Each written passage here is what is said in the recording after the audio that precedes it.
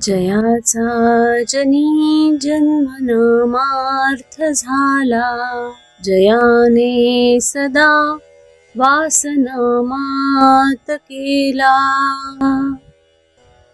जयाच्या मुखी सर्वदा नाम कीर्ती, नमस्कार त्या ब्रह्मचैतन्य मूर्ती. सद्गुरुनाथ महाराज की जय.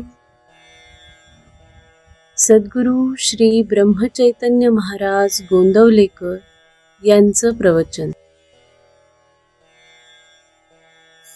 प्रपंचाच्या गडबडीतच परमार्थ साधावा.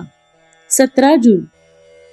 कोर्टातली शपथ ज्याप्रमाणे लोक खरी मानत नाहीत, त्याप्रमाणे प्रपंचात काही लोक लबाडीने वागतात आणि त्याला हा व्यवहार आहे असे म्हणतात. हा काही नेटका प्रपंच नव्हे. प्रपंचात जर समाधान झाले नाही तर तो नेटका नाही झाला. प्रपंचाची दिशा ज्याची चुकली त्याने नाही परमार्थ साधला. ज्याला प्रपंच करता येत नाही त्याला बुवापणाही नाही करता येणार. कर्ज फार झाले म्हणून प्रपंच सोडला, यात कोणता स्वार्थ त्याग आहे? प्रपंचाचा त्याग केला म्हणजे काय केले तर जंगलात जाऊन बसला. थंडी वाजू लागली तेव्हा काटक्या गोळा करून शेकोटी केली, जागा साफ केली, तुळशी लावल्या, झोपडी बांधली. पण भिक्षेला जाताना झोपडीची काळजी केली तर मग घरादारानेच काय केले होते? प्रपंचाचे बंधन सुटावे लागते. जबरदस्तीने सोडून कुठे सोडता येते? हा प्रपंच, हा संसार जर भगवंतानेच उत्पन्न केला आहे तर तो कुणाला तरी सुटेल काय? जो आसक्तीच्या आश्रयाखाली राहतो त्याला संसार आहे असे समजावे. तुकोबांना आणि ज्ञानेश्वर महाराजांना सुद्धा संसार प्रपंच होता, पण त्यामध्ये त्यांची आसक्ती नव्हती म्हणून त्यांना तो बाधला नाही. पेन्शन घेतल्यावर परमार्थ करू हे म्हणणे बरोबर नाही. या गडबडीतच, प्रपंचाच्या झटापटीतच परमार्थ साधावा. सावधानता कशाची ठेवायची?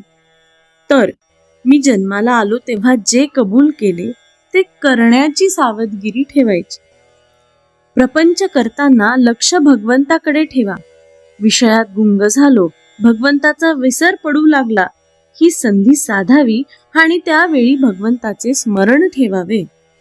आपण विषयाला जसे शरण गेलो तसे भगवंताला शरण जावे.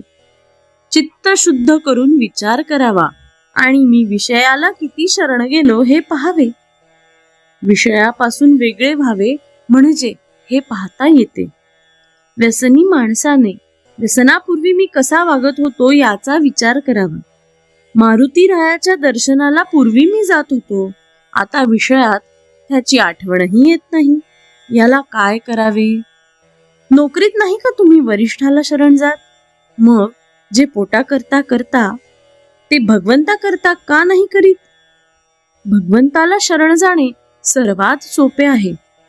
त्याला निराळ्या कोणत्याही वस्तूची जरुरी लागत नाही. माझ्या मनात येईल तेव्हा भगवंताला शरण जाता येईल. भगवंताला शरण जाणे म्हणजे मी त्याचा झालो असे म्हणणेच होय. मी रामाचा झालो. जे जे होते ते रामेच्छेने होते असे जो म्हणतो त्याला निराळी सावधगिरी ठेवावी लागत नाही. प्रपंचाला माझी गरज आहे आणि मला भगवंताची गरज आहे. प्रपंचाला माझी गरज आहे आणि मला भगवंताची गरज आहे. समाधी पाहता समाधान होते, तनु कष्टवी त्यास आनंद देते. मनी भाविता कामना पूर्ण होती, नमस्कार त्या ब्रह्मचैतन्य मूर्ती.